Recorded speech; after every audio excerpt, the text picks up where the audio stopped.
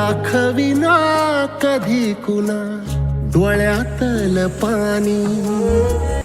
मी घेतलं असेल तर त्या माऊलीचं नाव आई आहे पुरा, त्या माऊलीचं नाव आई आहे.